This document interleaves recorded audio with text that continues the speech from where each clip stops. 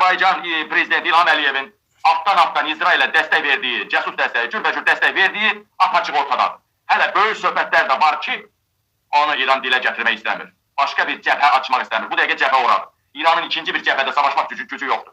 Çünki Azərbaycanla savaş olsa, məcbur Türkiyə bizim yanımızda olmalı. İranın iki cəbhədə savaşma imkanı yoxdur. İsraildən savaşmaq, Amerika ilə savaşmaq deməkdir. Və İran tərəf İlham Əliyevdən düşməndir, hələ Cənubi Azərbaycanlarımızın bombalanması, Tehrandan çox Təbrizin bombalanması, Cənubi Azərbaycanlarımızda bir İlham Əliyevə qarşı çox ağır bir qəzəb yaradıb, hələ İran hakimiyyəti o yana. Dördüncü də dəyərli həmvətənlərim İsrail. İsrail deyir ki, dost ölkəsən sən orada saxlayan mənim lobbimi idi orada saxlayan. Sən orada saxlayan mənim lobbimi idi. Mən deyəndə ki, İlham Əliyevin qabiliyyəti yoxdur. İlham Əliyev ancaq Azərbaycan sərvədini Amerikaya, İngiltərəyə, İsrailə, Rusiyaya, orada və Türkiyə verməkdən kreslosunu saxlayıbdır. Bunlarda qabiliyyət yoxdur, bunlarda baş yoxdur, bunlarda idarəçilik yoxdur. Bunlar ancaq eşkətdən cins əlaqəyə girən, tayfavazlıqdan hakimiyyətə gələn, bunların nazirlərinə bax, taxtaya vursa səs çıxır, bunlara vursa səs çıxır. Bunlar ancaq sərvətimizi verib orada qalıblar. Bunların bir dənə qabiliyyəti yoxdur. Bir dənə bunların siyasəti yoxdur. Balanslı siyasət nəyə deyirlər? Hamıya sərvətimizi verib götlərini belə uzadırdılar. Tutardı. İndi deyələmədələn. İsrail Doğanla bəri deyir ki, bütün dost ölkələr mənim təyyarələrimi yerləşdirirlər. Sən mənə şərait verməzsən, təyyarələr. Mənim orada zaten hərbi aerodromum var Azərbaycanda. Zaten mənim bazalarım var Azərbaycanda. Var İsrailin yeri, Səlim də paylaşıb bunu. Bunu hamı bilir ki, İsrailin Azərbaycanda bazalar var. İlham Əliyev bunu gizlətmək istəmirdi, açmaq istəmirdi. Amma İsrail özü yaydı bunu. İsrail həm də səfirlikdə olan hücum. Səfirlikdə olan hücum, artıq səfirlikdə olan hücum edən o həmən orada hücumu birbaşa Azərbaycan tərəfdən planlandığını o adamlar özləri dedi, hücum edənlər.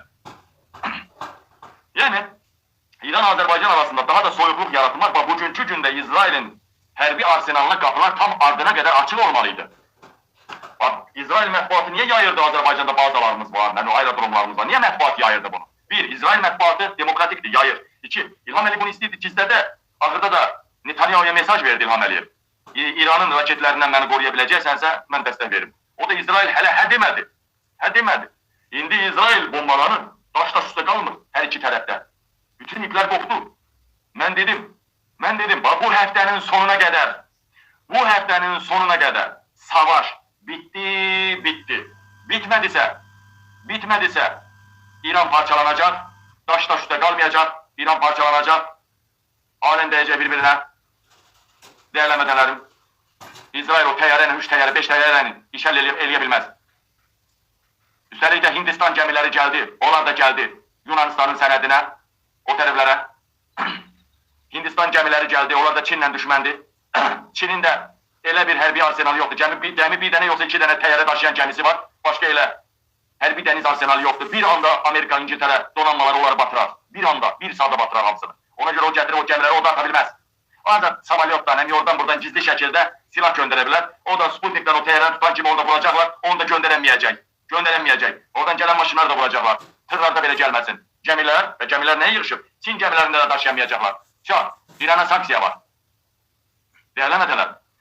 Trump'ın hər gün, bugün də sözü nə oldu? Trump'ın.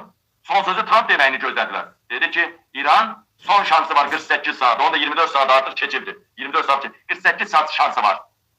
Çox güman 48 saata ya dini lider öldürüləcək, ya nələrsə olacaq. 48 saat şansı var ki, İranın İsraildən üzr istəsin, savaşı bitirsin. O nüvə zat da elə şeyi başından çıxarsın. 48 saat vaxtında 24 saatdan çoxu getdi. Yerdə qaldı 22-23 saat. Bunu elə belə demədilər. Hamısı ölçülüb biçilir. Çinə də lazım olan yerdən lazım olan barmaq silkələnir. Dünənə kimi Pakistan nə deyildi? İran üçün nüvə silahı ataram İsrailə. Amma bugün əhalisini belə qəbul eləmir.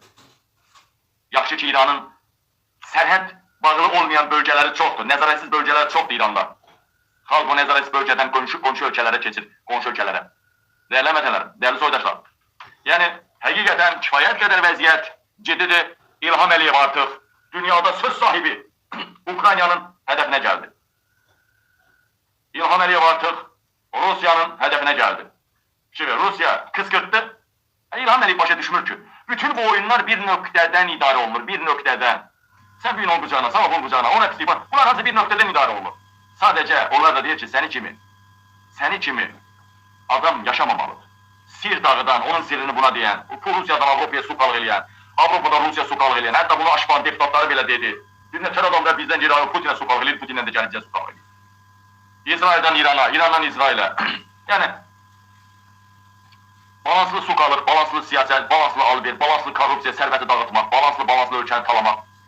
Əziz həmvətənlərim, indi isə hər tərəfdən İlham Əliyevə pas soxulur. İnanın Allaha İlham Əliyev, and olsun Allaha həkim nəzarət altındadır. İlham Əliyev dərmanla yaşayır.